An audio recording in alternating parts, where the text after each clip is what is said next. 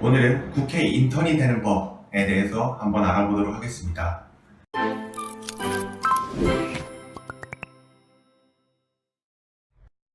최근 보좌관이라는 드라마가 흥행하면서 국회에 대한 관심도가 굉장히 올라가고 있는데요.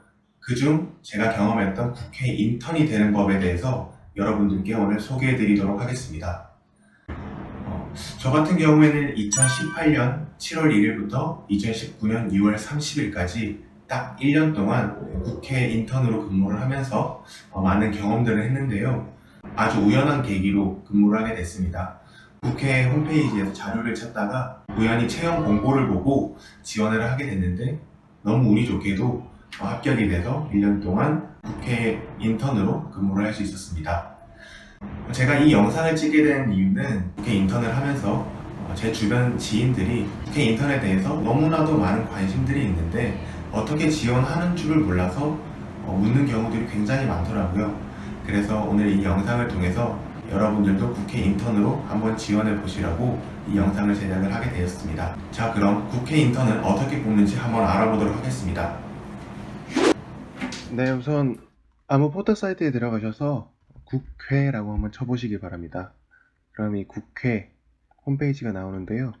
이 홈페이지에 들어가셔서 의원활동 란에 보시면 됩니다. 의원활동에서 의원실 채용 란에 들어가시면 국회의원 보좌진을 선발 공고를 하는 모집 공고들이 띄워져 있습니다. 보시면 아시겠지만 굉장히 많습니다. 굉장히 많이 올라오고요. 국회의원들이 300명이 있고 국회의원 1명당 보좌진을 9명까지 둘 수 있기 때문에 총 2,700명의 보좌진이 있습니다. 보시면 이 진행 중인 곳은 말고 마감된 곳의 인턴 비서 채용 공고를 한번 보겠습니다.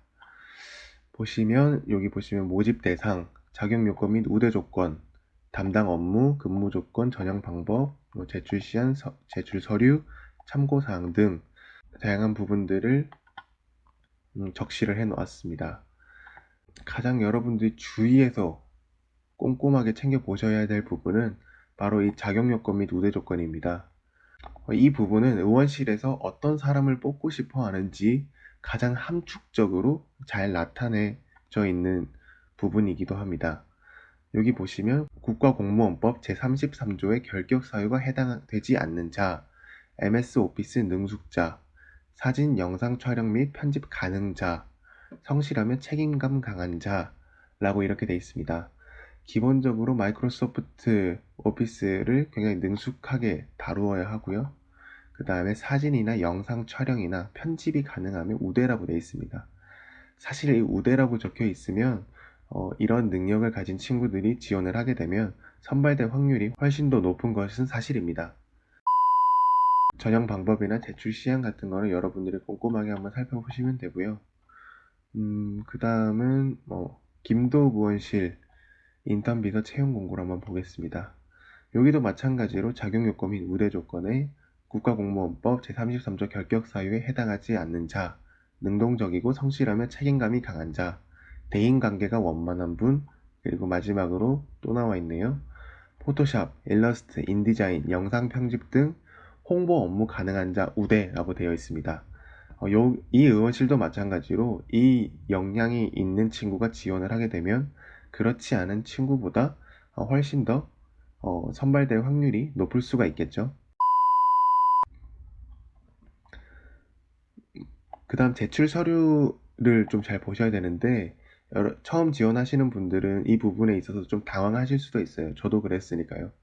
이력서나 자기소개서가 있는데 사실 국회의원 보좌진으로 지원을 할 때 이력서나 자기소개서가 정해진 폼이 있는 경우가 거의 없습니다.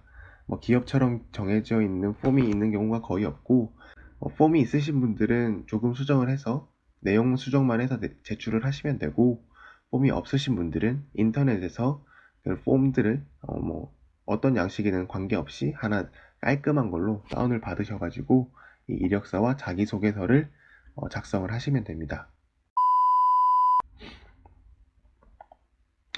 그리고 여기 보시면 이제 인턴 채용도 있고 5급 비서관, 8급 행정비서 채용도 있는데 저 같은 경우에는 처음 저도 아무것도 몰랐기 때문에 어떤 건지 잘 몰랐어요. 그래서 넣어볼까 이런 생각도 사실 잠깐 했었는데 제가 이제 국회 인턴을 하면서 이제 이런 분들을 뵈니까 이런 5급 비서관이나 8급 행정비서 같은 분들은 국회에서 연차가 꽤 되신 분들이 이런 직급에 또다시 지원을 하고 하시더라고요. 그렇기 때문에 학생분들이나 아니면 뭐 이번에 갓 졸업을 하신 분들이라면 인턴이나 아니면 입법보조원으로 가장 먼저 지원을 하시는 게 좋을 것 같다는 생각이 듭니다.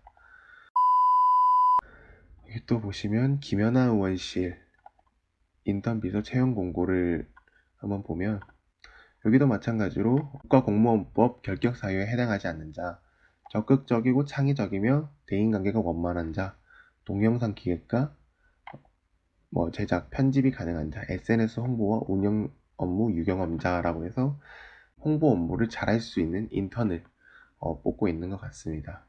주요 업무를 보셔도 여기 블로그나 페이스북, SNS 운영이 주된 업무고 온라인 컨텐츠 제작이나 프레젠테이션 기획 및 제작 업무 등이 함께 있는 걸로 보입니다. 네, 여기 보시면 일단 서류는 일단은 아까 제가 말씀드렸던 자기가 폼이 있으면 자기의 폼이나 아니면 다운을 받으셔서 폼을 작성하시면 되고요.